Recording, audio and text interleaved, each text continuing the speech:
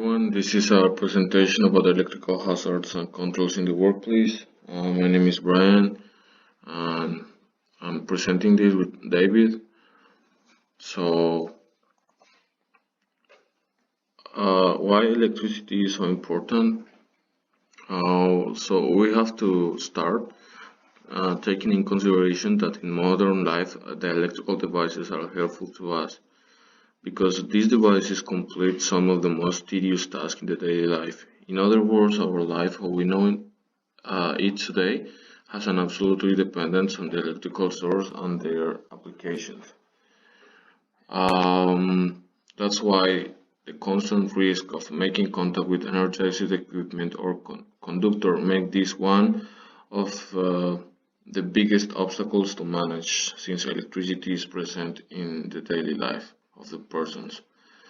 Um, there are hazards in every workplace, however, electrical are one of the most tractable, following the instructions given by employer or the responsible department, which give the guidance to be safe in every activity required to the process.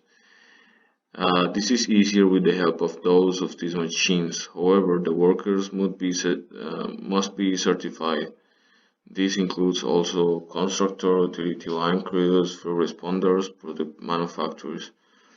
What we want to explain here it's that every person that has a part in the electrical uh, process in a company must be certified or must be do their own job with the consideration of the inspectors.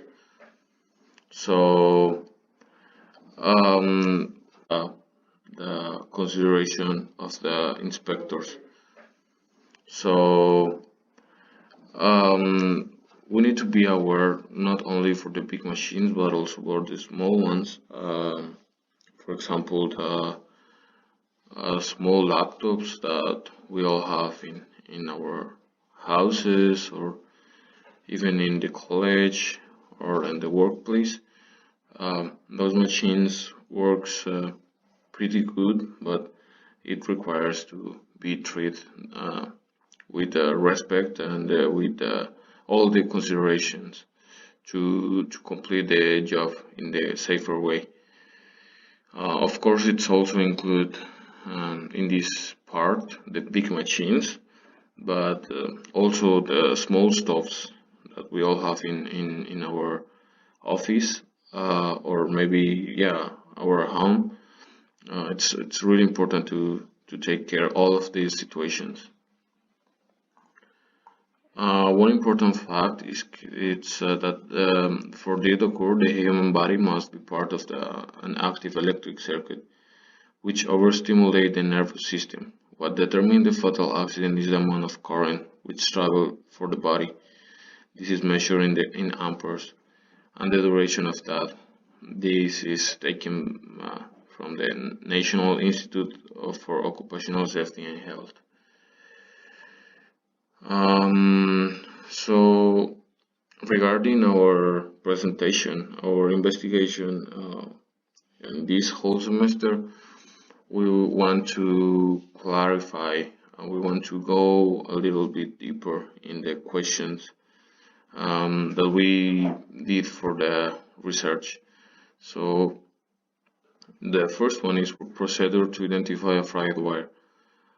So following the procedure of the workplace, it must have a regular inspection from the electrical department or even the health and security department, which allows to see clearly which of the wires are damaged in order to protect the task made with that device as well as the life of the person working in there.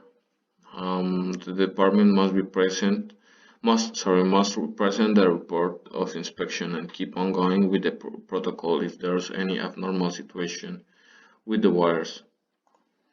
Um, the procedure to follow when a worker suffers an electrical discharge.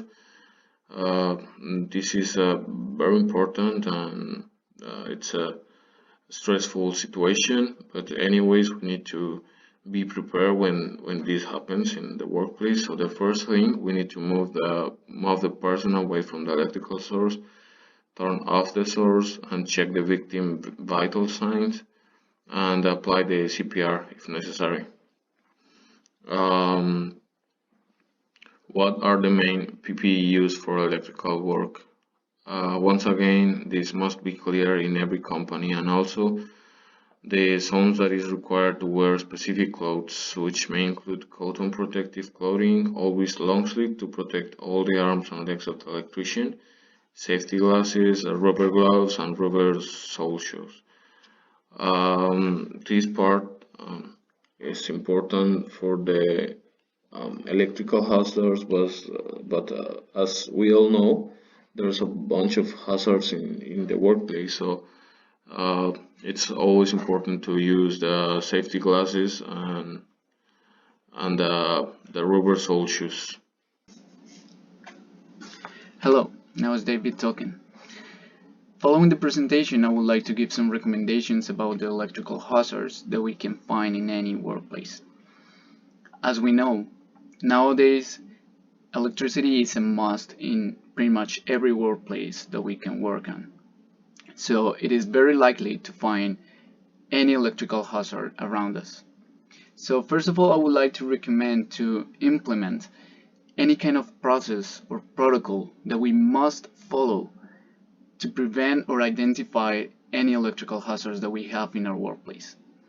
So now, once we have established a safety protocol to identify electrical hazards, we should also identify our equipment or machinery that we're using with electricity in our workplace.